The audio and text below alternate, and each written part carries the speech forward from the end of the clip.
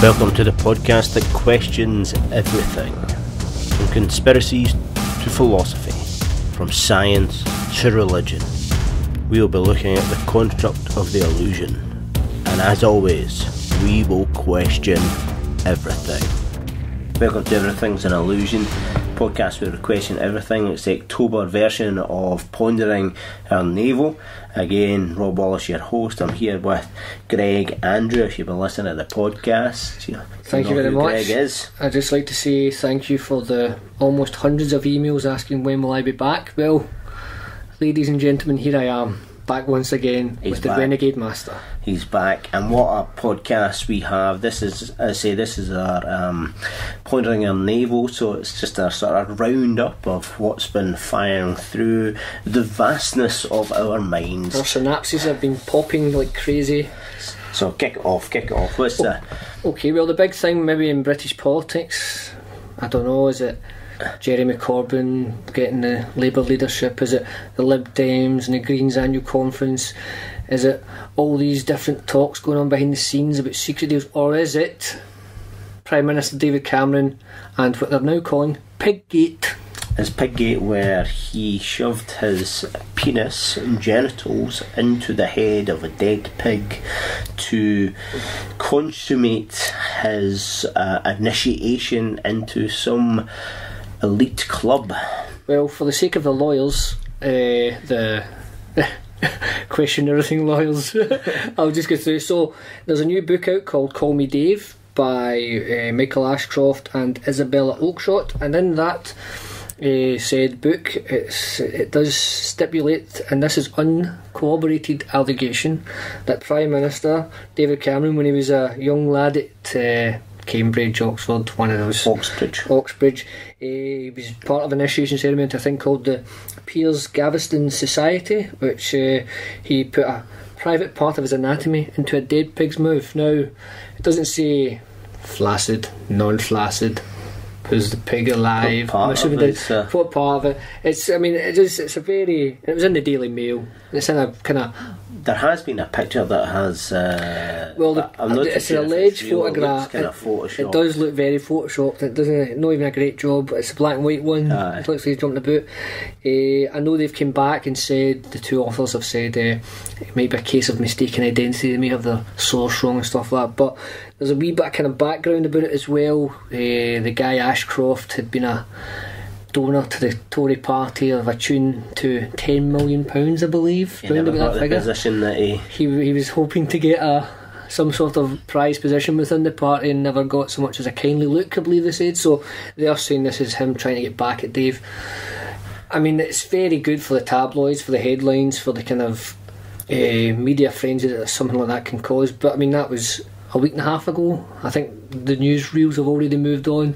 It just shows you the cycle of news and stuff. Obviously it'll be kept in file and people will make jokes about it, and cool podcasts like this can bring it up and laugh at David Cameron for it. But I think there's a kind of deeper thing about that as well, which we'll probably have a big podcast about at some point. But that's these societies that the upper class toffs and the elite of the country are actually initiated in.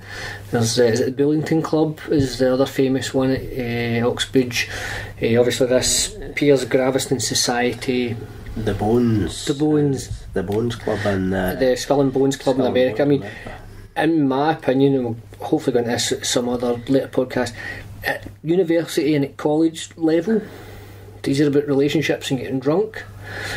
There are societies above that these connections are made, and they're then like marijuana. It's a feeder. Yeah. I mean, it's a gateway. It's the gateway club. Yeah. And I think I really do. So whereas the media, media, they get the dish and the dirt on you, yeah, to keep you in line. Like this was supposedly some dish or dirt from an initiation that then makes you feel awkward, ashamed, all the rest of it, that they then can blackmail you to progress and keep their secrets, you know, because they never want their secrets to be released. I think the Skull and Bones, you lie in a coffin having a quick wank. I don't know if that's true, but the way I looked at the whole Piggate thing was they want me, the 5 major news channels here in the UK, they want me to look at this. So what What's the distraction? What's really happening in the world? And the biggest thing I could get to grips was basically what's starting to happen this week, and that's the whole UN, China, Russia, America debacle. You know, the devaluation of American currency, China moving its warships to the Mediterranean, and basically starting with the Russians to bomb Syria. Yeah. So from great segue from Piggate into what we can discuss is the upping of putting his money where his mouth is, kind of rhetoric that he's been going through on the media channels the last week. I believe it maybe today's the 29th September. Has there actually been action in the air from the Russian Air Force? I believe they've been dropping bombs in Syria and Assad's positions. So on the 29th of September they have dropped bombs on ISIS or ISIL known places. So what's happened is, obviously for years and years and years now, we've heard this rhetoric coming from the United States of America and the UK and various other kind of allies that ISIS is the enemy, we need to get them at all costs, fundamentalist extremism, etc, etc. In Assad's case in Syria, we hear a lot about Assad and we need to get rid of Assad and kind of da-da-da. But when you look at it, and as Vladimir Putin keeps on pointing out, Assad is fighting ISIS. Assad is kind of democratically elected. I'm not saying that he's the best guy in the world, he's a great guy. I'm just saying, the whole rhetoric is we're fighting ISIS, we're fighting ISIL. These are the barbarians, but yet in this one country they're the good guys, and this other guy's the bad guy, and we're funding the UK, the US, we're funding this bad guy. And Russia, they've not been fooled, and nobody's really been fooled, but they've called the bluff. They've basically said, we're going to make you stand in front of the world and you have to make a choice.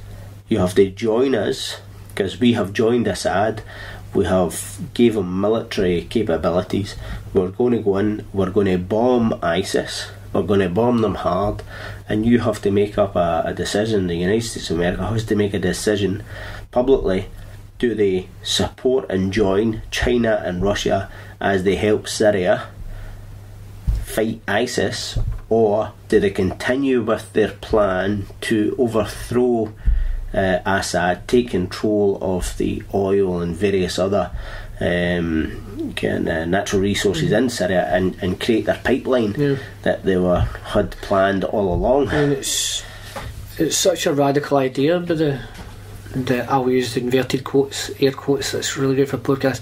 The Allies, the US, the UK, to back a regime, ply them with money, and then all of a sudden when they turn on them or go off on their own and start doing very, very against the rhetoric that they've been commanded to do, I don't see how they could be surprised. I'm not going to name names, but Saddam Hussein, Ho Chi Minh, Al Qaeda, Osama bin Laden. I mean, all these people were funded by the ONI, OSS, CIA, and then 10 years after that money's been put in, they start fighting against them. It does seem like there's a kind of circular motion of always constant fighting, and the people who are making money out of that are the people who manufacture and sell weapons of mass destruction. I think for me, if you listen to, obviously there's a propaganda war. RT is a Russian news channel, and there's many UK, US affiliated or associated news channels, but when you hear the rhetoric, the way Vladimir Putin talks, he talks it very openly and very clearly and very directly. And he says things like, you're basically, he's clear and concise, whereas our people, high level government and our news are always, they never talk about anything directly. It's always like cloak and dagger, because we know that our big companies are making loads of money from natural resources that we're stealing from Arab countries off the back of our military campaigns. That is a fact, but they can never admit it. Whereas that's like when we got coal and cheap labour and cheap cotton free Africa in the 18th century. It's just the same. And it's like, just a quick sideline for that, talking about British politics. I know and many foreign and American listeners might kind of tune out, but Jeremy Coburn, the new Labour leader, what your thought? We spoke about him in the last Naval, I think, talking about how he might be positive change. I'll let you give your opinion first and I'll come back with what I think about the man. Great beard, first of all. Great beard, but I was just going to pick up on a link which we'll go in a second when we were saying there about the whole exploitation kind of story of stuff, but I'll bring that up after Corbyn. I think he's I like his politics, that kind of, me personally, I like to the left. I like this whole idea of nationalising certain key things, you know. I like the idea of getting people being able to afford housing, workers getting their rights, if you go out and you're a binman and you do 40 hours sweeping the floors or sweeping the road, you know, that's an important job. If somebody doesn't do that, then society gets filled with rats and then disease, and again it's about giving people the what they deserve, you know what I mean. Our society is all based about big cats with bankers, lawyers, highly educated people that make loads of money through fucking people over, whereas the honest person who pays their taxes, does a good hard kind of shift, 40-50 hours, gets shat on left, right and centre. And I like the whole idea of the top actually understanding that, as opposed to the top at the minute, the kind of Eton Oxbridge kind of club. They have no idea. The Piggate Club, they've got no idea how the working class, even the middle class masses of the United Kingdom actually function. Getting their ideas of spending £100 for a breakfast or £60 for a breakfast, when the reality is getting this luxury lifestyle on the brew is 63 quid, you know. You're paying for a breakfast as somebody's trying to live on that for a week. Food banks and stuff. So I like where his politics are coming from, whether it can be actionable with the kind of the divide in the Labour, because I think that the Labour structure, there's still the new influx haven't actually infiltrated due to the way that the thing is set up. The Blairites are still there. They're still there, they're still real, and it's not going to change overnight. Let's get real. I agree with you. I totally think I agree with the man's politics. I agree with a lot of what he says. We've discussed his beard at length, which has to be discussed. Great beard. Nice cardigans and nice cardigans. And he's totally. He reminds me of people when we were growing up in the late 80s and early 90s, about these guys you would go to meetings and stuff like that. My only problem is they are not in power at the moment, so that's obviously nothing's really going to change that much with a majority government. As you're saying, Labour have already set in motion certain votes within the Houses of Parliament, certain motions, I believe, at the last conference. If you're out there and I'm saying it totally wrong, please correct us, please let us know. But something that's very important to me is Trident.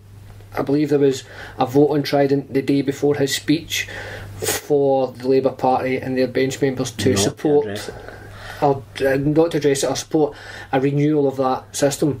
Now, not addressing it is the same as supporting it, really, because they've got a majority government, so that's going to happen. So himself as a person was part of the Stop the War coalition and is very big up in the non-nuclear, the nuclear disarmament movement and stuff like that, and he's very much against getting rid of nuclear weapons, whereas a majority of people surrounding him are taking votes on keeping that. But as you say, he is just in the door.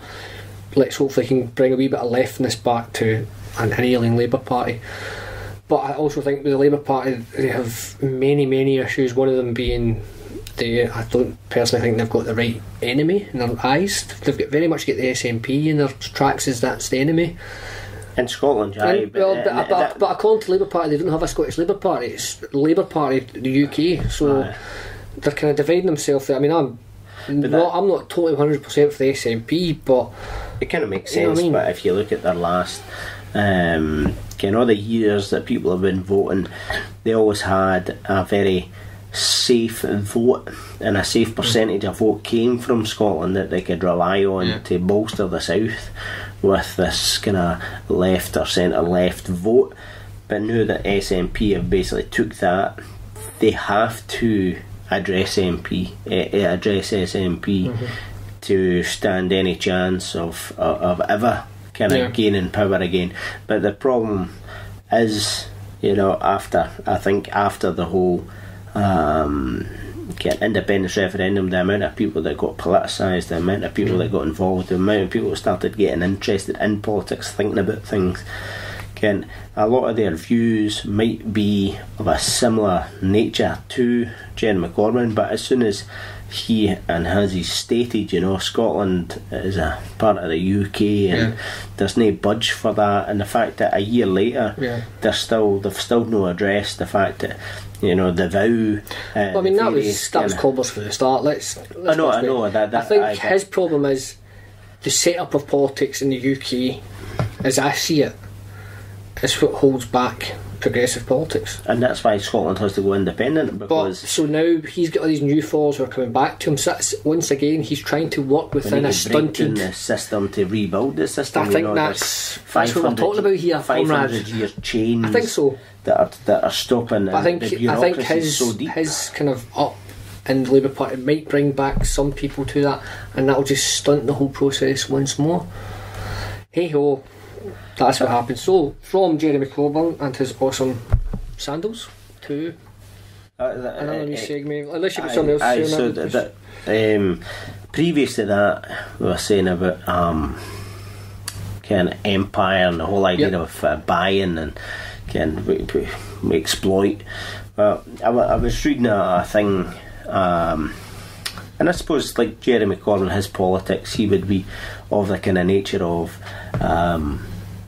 We really do have to look at not just the workers' rights in this country, the workers' rights of all countries. Like, one of the major problems of our country is we are ignorant and blind to the fact that, right, I've got a new iPhone or a new Samsung phone, but the cobalt, which is a big component or one of the rare earth elements that's is a part to manufacture the phone, is mined by children in the Congo and then smuggled into Rwanda and sold to the big corporations that way. That there's molten lakes of toxic chemicals in Inner Mongolia the size of Scotland. There's people in factories in China that get fined if they speak. The factories have nets, their housing have nets, and they work people jumping off roofs 17 hours a day, and they would have to work 3 years to actually afford the products that they're making. And all that sweat and tears and pain and suffering goes into all the luxuries that we in a consumer society take for granted. Like, everything that we own, that we covet, is built on pain. Like your diamond ring for your wedding, built on pain. The cocaine that you take on a Saturday night to feel merry and to get over your hard week, built on pain, built on death, built on destruction. The coveted technology, from the mining of the raw materials to the manufacture to the cheap labour, it's all built on other humans' misery that we never see. In the West, we never see any of that. And there was a fantastic documentary that was an article I was reading, but many years ago I seen a good wee animation, and it'll be up on the podcast link, so have a watch, called The Story of Stuff, and it's all about the whole idea of externalising cost.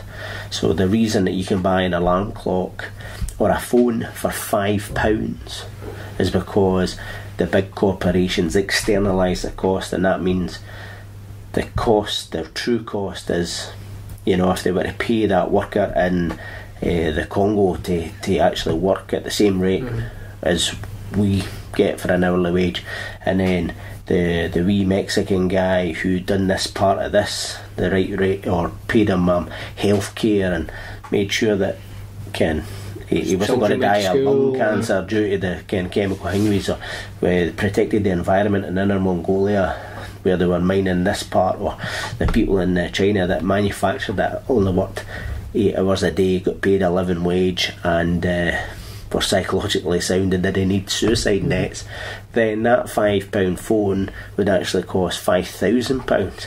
But we as consumers in the first world nations would never accept that.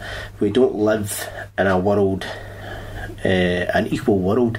The cost of everything we own is paid for by somebody else.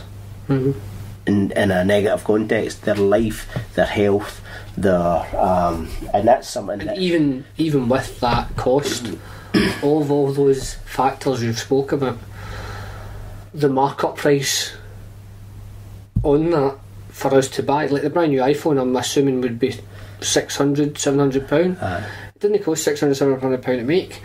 Fucking Steve Jobs is getting all that money. And that's the other thing as well, like in America, obviously Google, Microsoft, IBM, some of these huge American companies, they're all tax evaders. Like something like Apple sitting on just say 100 billion in profit. Just tax that on 10%, that's 10 billion. What could $10 billion do to the American public funds? It could probably pay for a shed load of schools, help a shed load of public transport. It could build a healthcare system. It could help fire departments, police departments, public libraries. $10 billion, and that's just Apple. And that's just 1 year, so again, if these, but whereas if I, as a small business person, can tax avoid, I got fucked over. Whereas these big companies, they pay somebody clever to avoid, So, just on that note, Health Made Simple .info, healthmadesimple.info, probably the best health book you will ever read in your entire life, full of awesome actionable information, no bullshit. It's only £1 for a digital download, and it comes with a free workbook. You just can't beat that. So if you're into health, interested, no fad diets, no bullshit, just real information that you actually have to make actionable, i.e. work, then that's a bit for you. What's next on well, it's been a big week in space. Oft. You know what I mean? Did they find something on Mars? They did indeed. An alien? Well, he's been hiding quite well. I think it was Matt Damon they found. Matt Damon. No, the cool thing about that, obviously, they had they're saying they found water on Mars. Then they found like a tap with water. They found salt deposits or something like that, and saltwater aquifers or something that move across the surface in the hotter days. So I think there was the way there was a new way to research and analyse the photographs that had been taken of Mars and the data that was coming back for the rovers. They'd found this certain sequence, and they could theorise for that there was salt water in these, and from that salt water obviously there's probably H2O and some sort of kind of liquid water on Mars. So I don't know, 5 years will all be living in Mars. Is that kind of, I would think that'd be the general timeline. Don't quote me on that, folks, but that could be. Although the interesting thing about it, which I thought would interest you, Mr. Wallace, was the Georgia Tech grad student Lorenzo Ohio. That's good obviously Spanish there, I like good Spanish name. He was one of the two. He was an undergraduate and a professor who worked this stuff out, who worked for NASA. He is also a heavy metal guitarist in the band Gorka. So I think at the end of the podcast we have a video from Gorka that I'm sure they've got some on YouTube, but that's sounds before good. Sounds good. It's kind of beat a bit. So he plays heavy metal guitar in the band Gorka. So I think it just says it all there, heavy metal guitar. You play heavy metal guitar, you're going to work for NASA. I mean, you're going to be discovering water on Mars. That's some fucking amazing. So with shit. the cool heavy metal guitarist guy discovering water on Mars, we also had the cool blood moon this week. I don't know if you all went out and saw it. What about yourself, Mr. Wallace? Did you get a chance to go up and gaze? Unfortunately, I never got a chance to gaze at the moon, but I did like the idea. I know that you're Greg is a keen amateur astronomer. I almost said astrologist there. Astrologist. I'm a professional astrologist. You're Capricorn. So with a telescope and a camera, and I'm interested in like consumer technology that can now you can buy 50 times optical zoom camcorder or camera and literally zoom to the moon handheld and take a picture. But obviously you've got a telescope and you're looking through that, and did you record images through your telescope? I've got some photographs that I took. The thing is, I think there might have been a lot of people up at 4 o'clock in the morning at the same time as me looking up at the moon, hearing that's UK time obviously. My good lady wife stayed up, well she kind of still thinking I brought her back down, had a wee look at the moon, but the moon does get very, very dark. So you've seen all these pictures in the news of this blood red moon, which in reality, I mean, I'm in a quite built up town area, so it was a wee bit darker than it should be, a wee bit light pollution, but it was very dark. There was a definite tint of red if you kind of stared at the moon, whereas through my telescope, up until that point, the moon looked great, 'cause it's a full moon going darker, darker, darker. When the moon was in total eclipse, it's very hard to see through a telescope because it's almost black.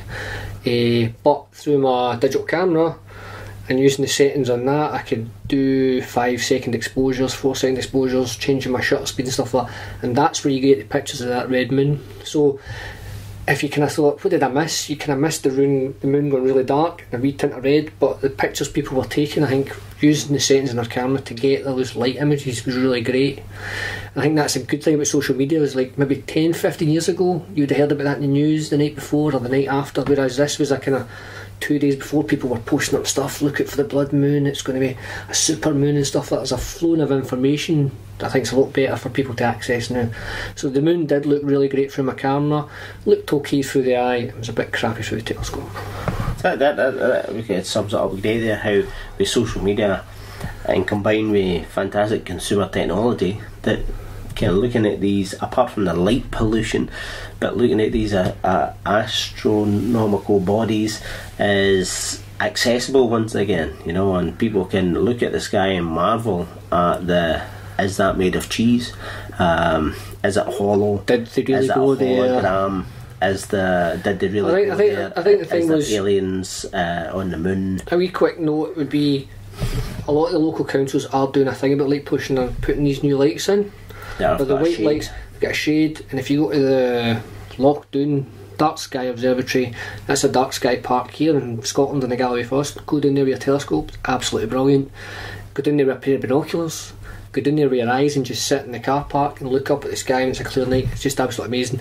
And they've worked within those councils to get in light pollution, lights changed, and that's a big thing happening in Scotland, which is pretty cool. But as you were saying, aliens on the moon, we come back to the moon once again, Rob. We're obsessed with it. So you're telling me about Apollo 20. I came across, as you do when you're randomly flowing through YouTube in the darker extremities of YouTube, and I came across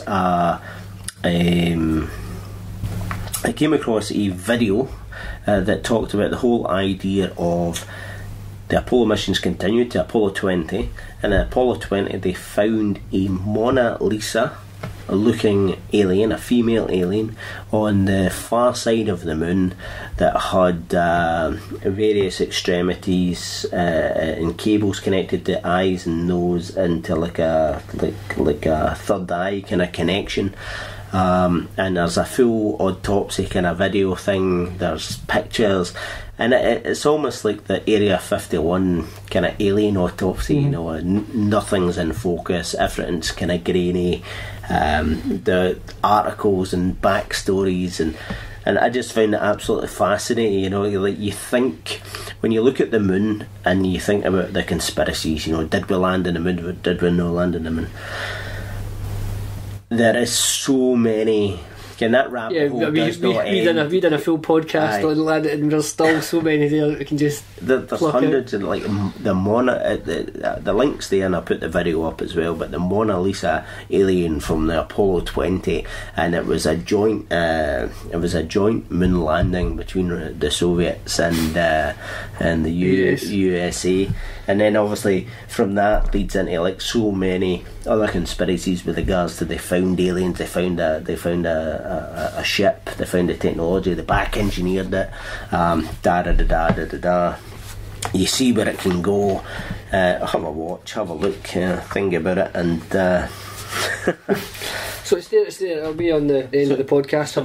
So maybe they came up with a high technology. One of the things that I was reading of late was about this, they're called D-Wave quantum computers, heavily invested in by Google and NASA, and the D-Wave computer is essentially a quantum computer where a standard computer can do one computation.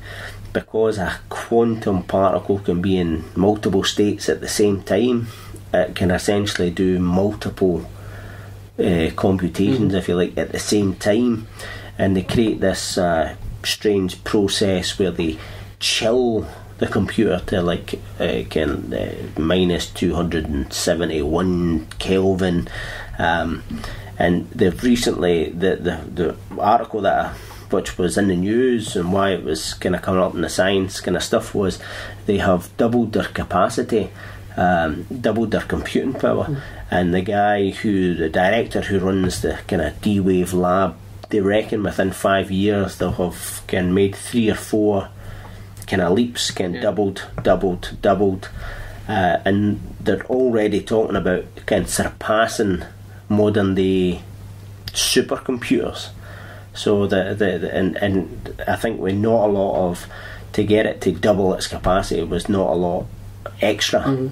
So it looks like the future of computing, like military and academic and government and super high end supercomputer computing is quantum computers. Now trying to understand what quantum physics is hard enough, never mind people are actually utilising these equations and make them reality. Physical kind of properties of kind of a light particle that can be in 2 places at the same time, and a third non-existent place can react to your mind and do fantastic computation that they can take advantage of and interface. So I think for the consumer, 10 years down the line, 20 years down the line, your computer will Google the porn you want before you even want it. Well, that's the thing. I don't think there'll be very soon. I think if you think we have an internet, soon there'll be an all-net. I mean, it's like a matrix, but obviously it'll be totally wireless. You won't actually need a mind interface. You'll have one in your house, or there'll be one just like there's a tower at the minute outside the house that your phone broadcasts to. That's all that will be needed. You just have to be within the vicinity of it, so you're in your town and you just think about Moby Dick and you have the whole kind of book downloaded, understood. But that's the thing there, you'll have somebody else's interpretation of Moby Dick. You won't have your own. It'll be like a aye. But something to think about. The whole idea. The elders of the internet will look after that one and take it back to Big Ben for analysis. I watched a couple of videos just to kind of, as we're gazing at our navels. I've watched a really interesting one, which I think I'll give Rob a link to, about the number 9. Oh, nice. Which kind of, for I don't know how many years at school, sitting in maths, worrying about Pythagoras and his obsession with triangles and stuff. Didn't really understand it, and then he talks about radiuses and diameters and pi, and really still don't understand this. And then there was a wee 5-minute video about maths on the internet. I thought, okay, this a wee watch. It's all about the number 9, so hopefully you can just take my word for it, watch this wee video on the podcast. The number 9's pretty cool. What it did, it was a circle, and how many degrees on the circle? 360. 3 plus 6 plus 0 equals 9. half your circle, which is your radius now, 180. 1 plus 8 plus 0. 9. Half it again. 90. 9 plus 0 equals 9. Half it again. 45. 9. Half again. 22.5. 2 plus 2 plus 5. 9. And then it goes into these equations and it goes down and down and down, and it opens that equation back up and starts going into geometrical shapes. It's made up of these angles and stuff like that. And the number 9 can do really cool things. It's really an interesting video that me and Rob talking about it on a podcast without the visuals, but it just kind of reminded me of a time where I would read about Bible codes and numbers in Bibles, and it teeters on that, are numbers a divine thing? The number 9 used to be my favourite number. It's a great weird track on the White Album, Revolution Number 9, for all the Beatles fans out there. And this wee video just kind of opened up a wee kind of spark that says, let's just think about numbers again. So I've looked at Amazon, a couple of books.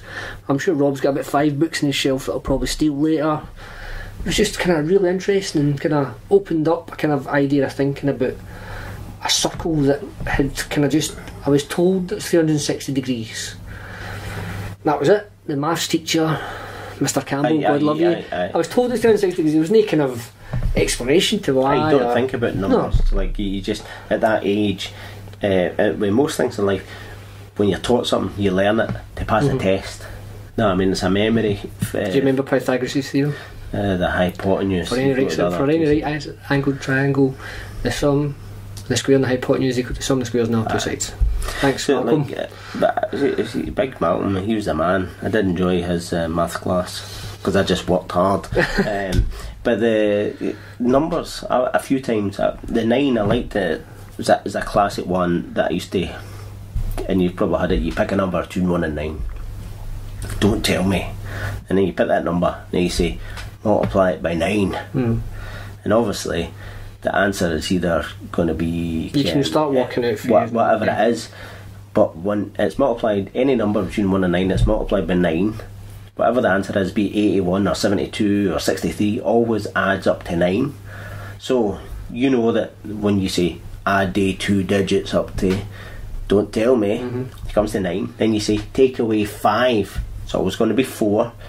A is 1, B is 2, C is 3. Go through the alphabet, find your letter, they go through, you can see them, and they go D, and you go a country starting with the first letter and an animal starting with the second letter of the country, and they go, oh, and then you go Denmark elephant, and they go, whoa, holy, what did you, oh man, and then somebody else like, let me try that again. You're like, no here next to that person because it's the same answer. I'll go over there and try to get, but it's all about the reliance of 9. Using 9. But it was I got Robert Anton Wilson, who's a fantastic thinker, quantum psychologist, and does a lot of conspiracy kind of stuff.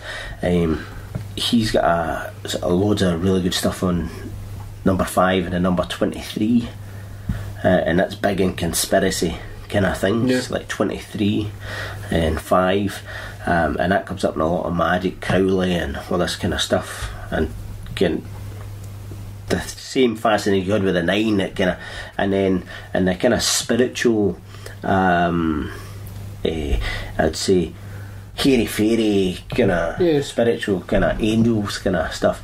It's 1111 that folk are kind of fascinated with, and they tend to say, oh, I seen it on the alarm clock, I seen it on my phone, I seen it kind of, and it's a signal or a sign to them that the angels are with them. When they see this 1111, I seen it 1111. Again, they look at their watch, 1111. So listeners, we're just saying numbers are cool. Again, aye. We can be like that TV show. Hi kids, numbers are cool. Think of a number between 1 and 9 times it by 9. Numbers are cool. Numbers are very cool. So I just think everything that we're doing, we're talking on a microphone, we're looking, numbers are up on the screen. But they were talking about how It's so We had to mad. invent numbers and stuff like that. Oh, So it was really cool. So check out the video again. And that's an interesting thing as well, because our base is 10. So we have a society built on base 10. But at some point we It used must to be have 12. had a society on base 12, because we have 60 minutes, we have 12 months, we have our time is 12. But yet I we remember have a decimal system which sure. is 10, and in main culture it was 20, base 20. So there's loads of different mathematical, and that's a kind of interesting thing as well, because if you change the language of how you perceive your reality, it fucking changes everything. If you change the math of how you see your reality, it changes everything. And it's amazing how things like, we're so aware of different languages, but we're kind of ignorant of different numerical systems. And there is other numerical systems. You can look at one that's very prevalent still in today's society, but it's kind of hidden. So if you worked in a shop, I used to work in pound stretcher back in the day, and used to work in Booker Cash and Carry, goods will come in divisions of 6. So you get 6 in a case, or 12 in a case, or 24 in a case. And that was from Syria, and that was, instead of using 10, because 10 doesn't add up as much, or something like when you got up to 100, but using 12s was easier to count goods. So that's carried on from those ancient there's probably, I know we get many history buffs and paleontologists and those many kind of professors of history who are just sitting there listening to this podcast going, what the fuck is he talking about? He may have a great beard, he may be handsome, but he knows nothing of Sumerian trading standards. But I'm pretty sure I saw a programme about that once, and the 12 was easier for them to count up goods and deliver. It's an interesting So point it's like how- 6. So in today's goods, in today's you'll get modern stuff in 6 society, and 12, whereas everything else is done to 10. we do have different. 12 and 10 as the two bases. Yeah. And most people we don't really think about the fact that we have two different base systems, 12 and 10, decimal and, I don't know, Roman, Baker's Sumerian, dozen. whatever it is. Yeah. Right, let's kick on. So that, as I was just talking about, here's one for the paleontologist fans out there in podcast land. movies. Movies. I was going to just quickly just say we found a new cousin this week out in Africa, hiding in a cave. I wondered where you were going with that. I found a new cousin. You're looking at me, I'm thinking, a new cousin. A new cousin. So, allegedly in a cave, well, not allegedly, they did find bones in a cave in South Africa, just a wee bit north of Johannesburg, I believe, in a cave 40 metres beneath the surface, Super deep, in a chamber that was a mere 8 inches wide to get into. They had to send specific, this isn't sexist, this was only because these people, small females in to recover the bones and stuff from the chamber, and they believe this to be another step or another member of the Homo family, the genus Homo, and they're calling it Homo naledi, which I think is pretty cool. It's another kind of wee puzzle part that they think, looking at it, it's maybe the brain the size of a gorilla, but it was built for upright walking with its ankles. Its hands were more modern than primitive ape-like Homo sapien type material before it. But they can't really date it yet. So there's obviously a lot of conjecture. Some people are just saying, no, you've just found a small Homo erectus, it's not really a new thing. So one set of paleontologists are saying, no, this is a new thing. Other ones are saying, the evidence isn't there yet. Which is a great thing about these things. They're not just saying... I found it about a year ago. Did they just come to this and they just kind of getting up? I think they've finalised what it is and kind of rebuilt it. I think it takes about a year, maybe 2 years to... But I think the interesting thing was, and we spoke about this just before we started recording, there is a theory that this cave was used as some sort of ritualistic disposal of the dead within this tribe. And burial. Which is very, very interesting.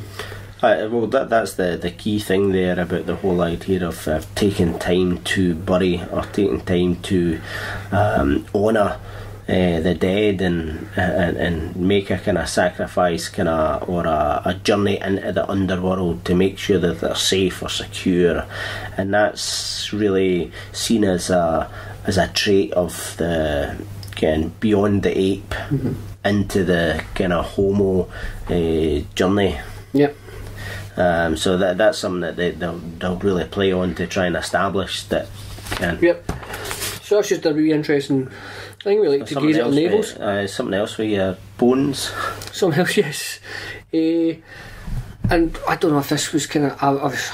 once again, I will reiterate the fact me and Rob are not qualified paleontologists, if you did not already know that. But there's always this kind of idea of how Homo sapiens kind of evolved and moved out of Africa, and they always seem to be like sub-Saharan up the north and kind of moved outwards, but these seem to be kind of lower. I don't know.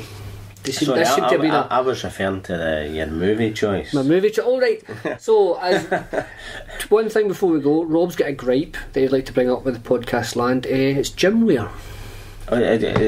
So we've got gym wear and then our movies. Gym wear and our movies, and that'll be us for the week. So gym wear, I've noticed this quite a lot of late. You might have noticed that. I personally go to a gym. Go to a punch and kickboxing academy. And I just train as you do, and I generally wear whatever kind of clothes. But more and more, I'm going to Tesco's, and there are people wearing gym wear. We're talking like tight ass, lycra, hugging kind of stuff. You're going to any kind of shop, folk wearing gym wear. You're walking to you're going to get some diesel for your car, folk wearing gym wear. You're out on a Friday night, folk wearing gym. They just seem to wear it everywhere. They don't get the concept that it's for going to a gym or a place of exercise and working hard and sweating, and it's designed for that, keep them cool, to get release the sweat, etc. So that's my gripe. I think coming back to we're gym wear in the gym. Yeah, gym wear in the gym. Also, I think we're talking about the evolution of the human species here. But to be fair, wear it anywhere. Yeah, just wear it anywhere. It's up to you. But don't jump on the bandwagon. And just wear gym wear because the other guys are it. But this seems to be an evolution from the people wearing pyjamas to Tesco's. Aye. Stop that now. Stop it.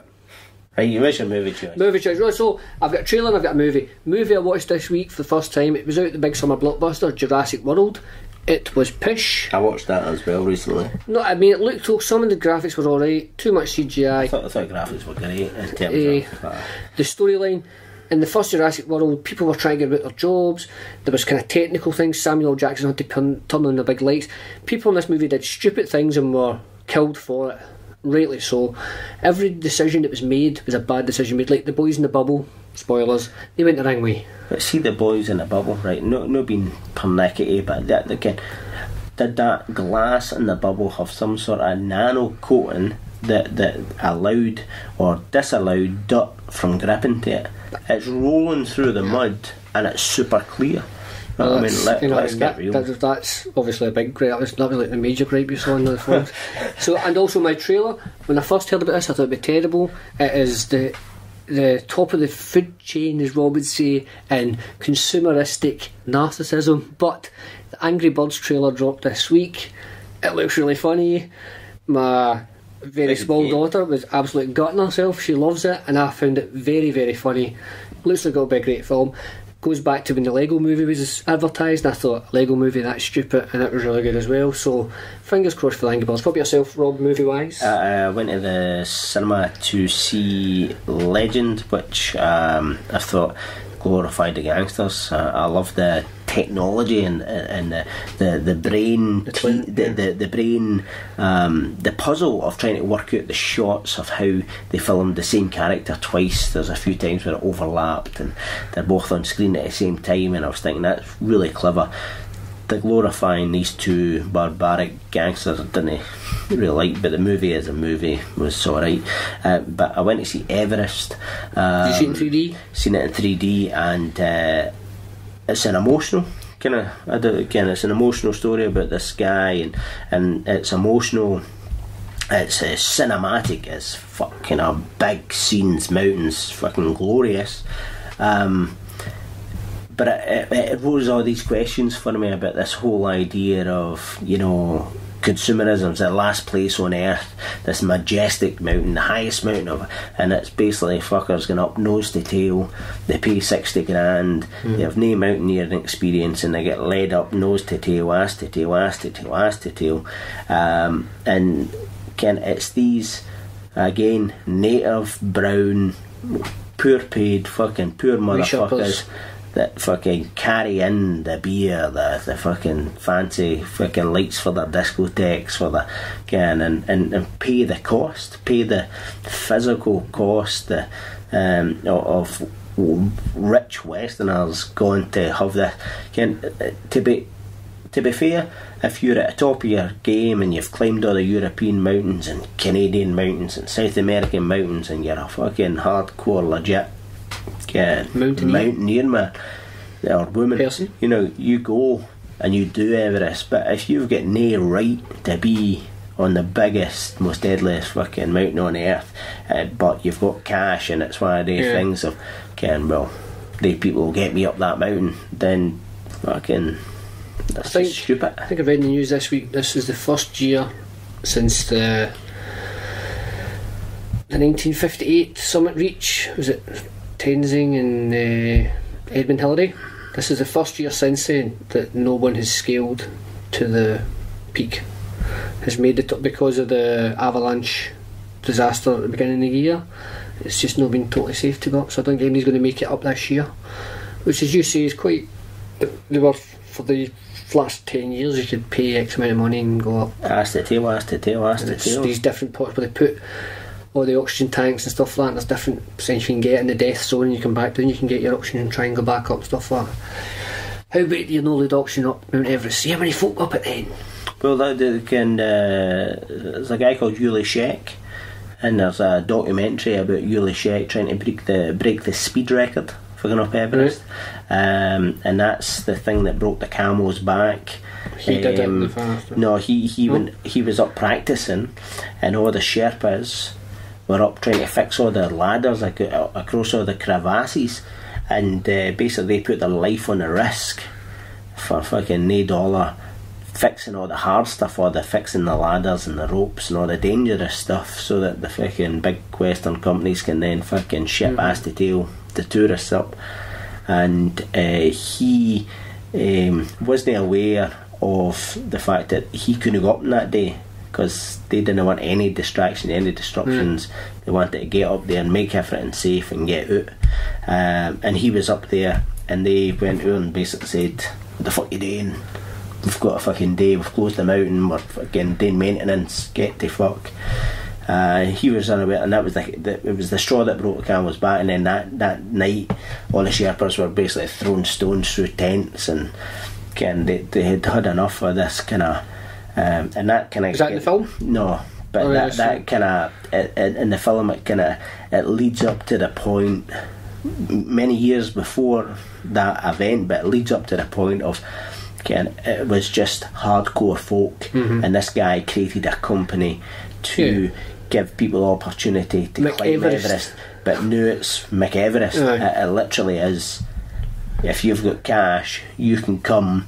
Some wee fucking guy will carry your stuff into the fucking place. When you get there, you can have fucking beer, a party. You didn't even have to go up the Everest. The base camp's like a fucking city where you fucking have luxury, and then they ask to tail you up.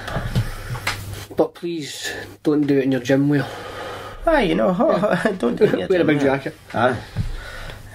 But please do go and get yourself on a mountain, get some fresh air, go and see the stars in the sky. Ben Nevis or any of the good Scottish mountains, plenty of them, and enjoy yourself. I think that's the key here. Be excellent. Yes. Bill and Ted. We've got to call it a day there on the... Yes, that was great. I think we gazed longingly at our navels once again. That's it. Contemplated our navels. And where can we find you in the world of social media, Rob? Are you on there? So it's... if you're listening, it's just everythingsinillusion.com. All the links, all the Facebook, social media links are there on the left hand side. Where can I find you? You can follow me on Twitter if you want to see ramblings of a crazy person ranting at life. at B for the CP. So and that'll be it as well. That'll be on the in the podcast notes, if you like, which you can find in the podcast notes. You can get them through iTunes, you can get them on the website, or any of the other news or podcast aggregators that you use.